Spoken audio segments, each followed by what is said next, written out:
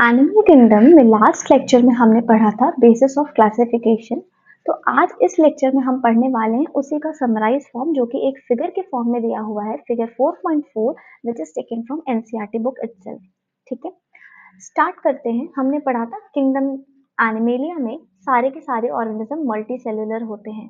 Alright, अब level of organisation की बात करी थी, symmetry, body, coelom and cavity and phylums. These are the given phylums. ठीक है, एनिमल किंगडम में हमें इतने सारे फाइलम्स पढ़ने हैं, तो it is better for you to learn all these phylum in the given order itself. यानी कि आप पहले लर्न कर लो पॉरीफेरा या फिर स्पॉन्जेस।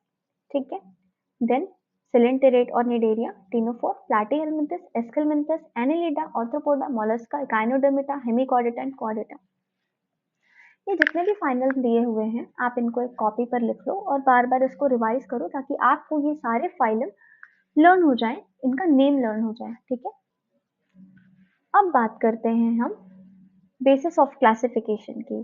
ठीक है, लेवल ऑफ ऑर्गेनाइजेशन में सबसे पहला होगा cellular level, then tissue level, organ level and organ system level. Last lecture में हमने पढ़ा था लेवल ऑफ ऑर्गेनाइजेशन, है ना, जिसमें कि हमने देखा था सेल्स होते हैं या एग्रीगेट, सेल के एग्रीगेट होते हैं, then they form tissue, then they form organ और organ system and higher complex organism है organ system level of organisation.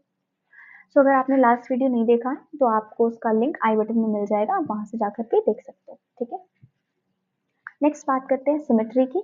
तो सिमेट्री हमने तीन टाइप की पढ़ी थी, asymmetrical, radial and bilateral. Right, body cavity acoelomate, pseudocoelomate and truecoelomate and these are the given phylums।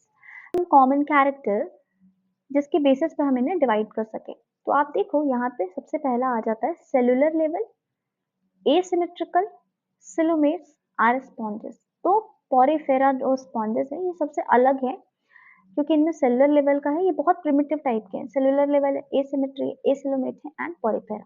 ठीक है, अब बात करते हैं थोड़ी हायर लेवल ऑफ ऑर्गेनाइजेशन की। ठीक है, जिसमें टिश्यू, ऑर्गन, ऑर्गन सिस्टम सारे के सारे आ जाते हैं।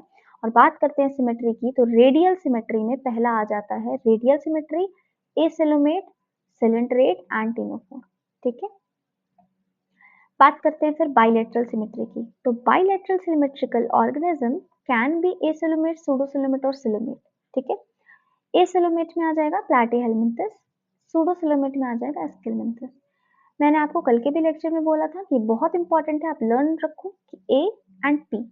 सो एसिलोमेट, प्लैटीहेलमिंथस, यहाँ पे P and A that is pseudocoelomate and Aschelminthes. ठीक है, दोनों अपोजिट होते हैं पी और ए। बहुत इंपॉर्टेंट है बिकॉज आगे पढ़ने के बाद पीछे की ये वाली चीजें हम भूल जाते हैं। ठीक है, तो इसको आप लर्न करना। उसके बाद ट्रू सिलोमेट्स में आ जाते हैं annelid, arthropod, Mollusca, echinoderms, hemichordates.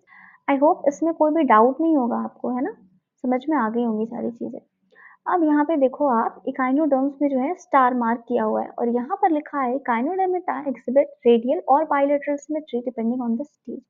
What does that mean? इसका मतलब ये है ना कि इकाइनोडर्म्स जो होते हैं ना, ये बाइलेटरल सिमेट्री भी शो करते हैं एंड रेडियल सिमेट्री भी शो करते हैं। ठीक है, रेडियल भी शो करते हैं और बाइलेटरल भी शो करते हैं। इनमें जो रेडियल सिमेट्री है वो इनके एडल्ट ऑर्गेनिज्म में पाया जाता है, जबकि लार्वल फॉर्म जो है ना वो बाइलेटरल सिमेट्री शो करते हैं। ठीक है, इसलिए यहाँ पे स्टार मार्क किया हुआ है क्योंकि इन्हें क्लासिफाई किया गया है बाइलेटरल में यहाँ पर, लेकिन इनका जो एडल्ट फॉर्म होता है वो रेडियल सिमेट्री शो करता है। ठीक है,